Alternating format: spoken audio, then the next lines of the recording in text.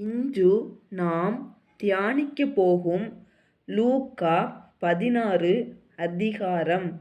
இந்த அதிகாரத்தில் உண்மையான செல்வம் பணம் அல்ல என்பதை தேவன் நமக்கு கற்றுக் கொடுக்கிறார். உலகம் மதிப்பிடும் செல்வத்துக்கும் தேவன் பார்வையில் மதிப்புள்ள ஆவிக்குரிய செல்வத்துக்கும் உள்ள வித்தியாசத்தை இந்த அதிகாரம் வெளிப்படுத்துகிறது.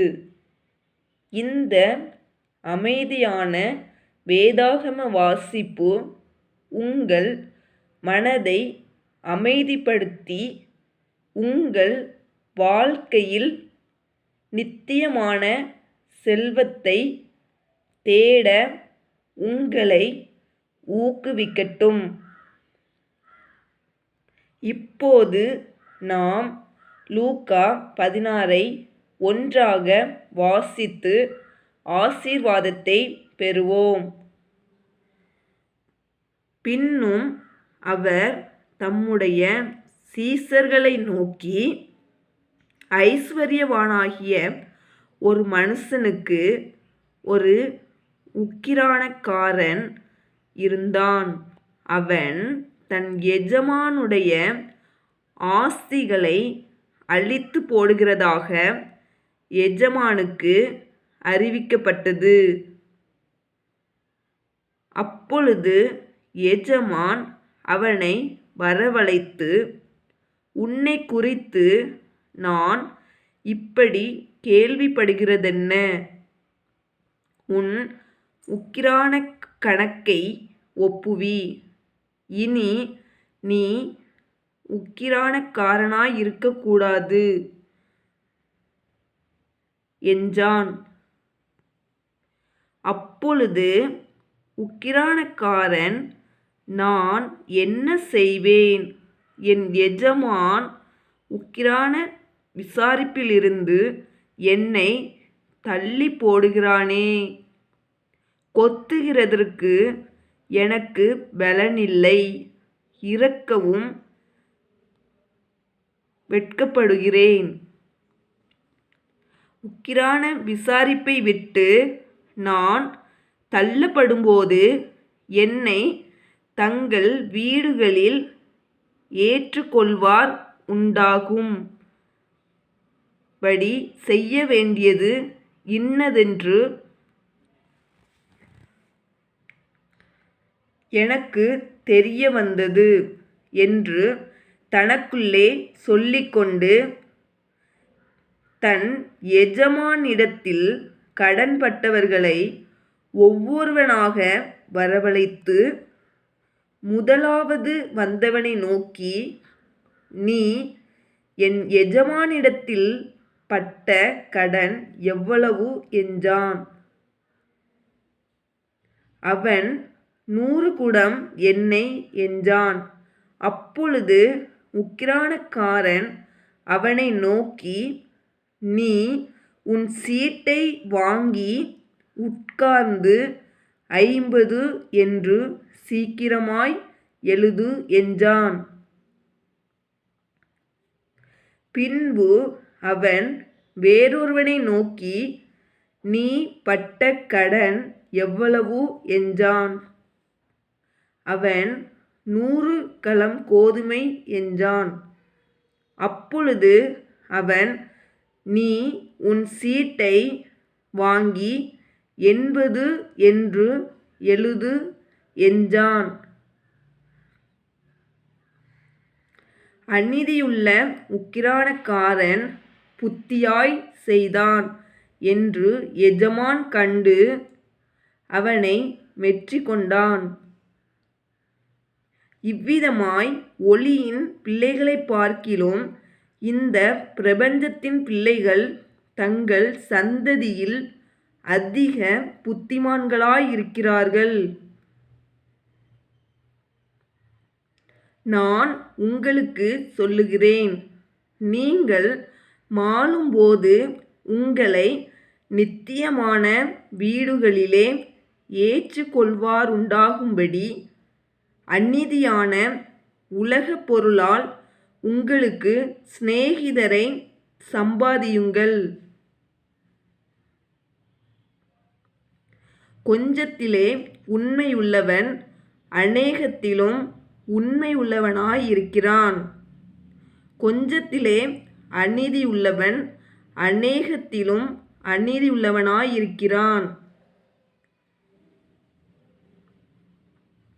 அநீதியான உலகப் பொருளைப் பற்றி நீங்கள் உண்மையாயிராவிட்டால் யார் உங்களை நம்பி உங்களிடத்தில் மெய்யான பொருளை ஒப்புவிப்பார்கள்? வேறொருவனுடைய காரியத்தில் நீங்கள் உண்மையுள்ளவர்களாயிராவிட்டால் உங்களுக்கு யாதொன்றை சொந்தமாகக் கொடுப்பவர் யார்? எந்த ஊழியக்காரனும் 2 எஜமான்களுக்கு ஊழியம் செய்யக்கூடாது. ஒருவனைப் பகைத்து மற்றவனை சிநேகிப்பான், அல்லது ஒருவனைப் பற்றிக்கொண்டு மற்றவனை அசட்டை பண்ணுவான். தேவனுக்கும் உலகப் பொருளுக்கும் ஊழியம் செய்ய உங்களாலே கூடாது என்றார். இவைகளையெல்லாம் பொருளாசைக்காரராகிய பரிசேயரும் கேட்டு அவரைப் பரியாசம் பண்ணினார்கள்.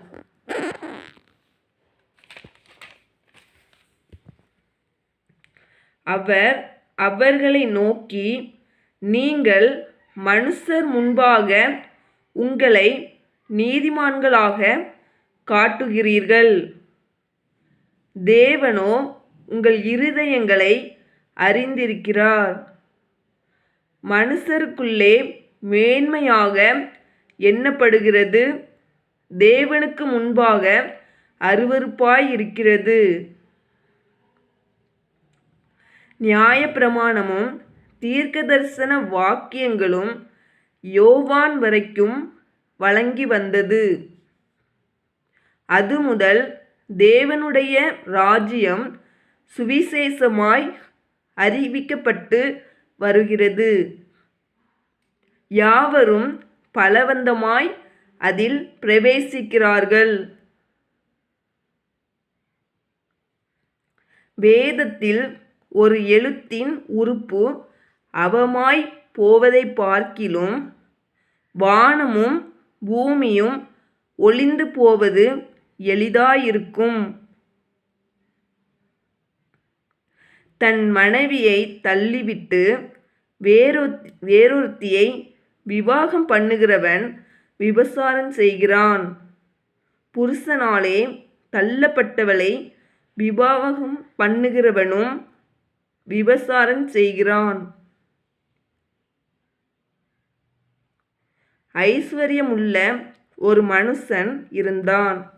அவன் இரத்தாம்பரமும் விலையேற பெற்ற வஸ்திரமும் தரித்து அனுதினமும் சம்பிரமமாய் வாழ்ந்து கொண்டிருந்தான். லாசரு என்னும் பெயர் கொண்ட ஒரு தரித்திரனும் இருந்தான். அவன் பருக்கள் நிறைந்தவனாய் அந்த ஐசுவரியவானுடைய வாசலருகே கிடந்து அவனுடைய மேஜையிலிருந்து விழும் துணிக்கைகளாலே தன் பசியை ஆற்ற ஆசையாயிருந்தான். நாய்கள் வந்து அவன் பருக்களை நக்கிற்று. பின்பு அந்த தரித்திரன் மரித்து தேவதூதரால் ஆபிரகாமுடைய மடியிலே கொண்டு போய் விடப்பட்டான். ஐசுவரியவானும் மரித்து அடக்கம் பண்ணப்பட்டான். பாதாளத்திலே அவன் வேதனைப்படுகிறபோது தன் கண்களை ஏறெடுத்து தூரத்திலே ஆபிரகாமையும் அவன் மடியிலே லாசருவையும் கண்டான். அப்பொழுது அவன் தகப்பனாகிய ஆபிரகாமே, நீர் எனக்கு இறங்கி லாசரு தன் விரலின் நுனியை தண்ணீரில் தோய்த்து என் நாவை குளிர பண்ணும்படி அவனை அனுப்ப வேண்டும். இந்த அக்கினி ஜுவாலையில் வேதனைப்படுகிறேனே என்று கூப்பிட்டான். அதற்கு ஆபிரகாம், மகனே, நீ பூமியிலே உயிரோடு இருக்கும் காலத்தில் உன் நன்மைகளை அனுபவித்தாய்.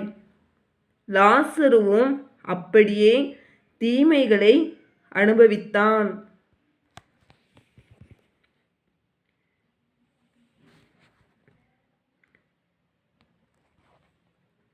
அதை நினைத்துக்கொள்.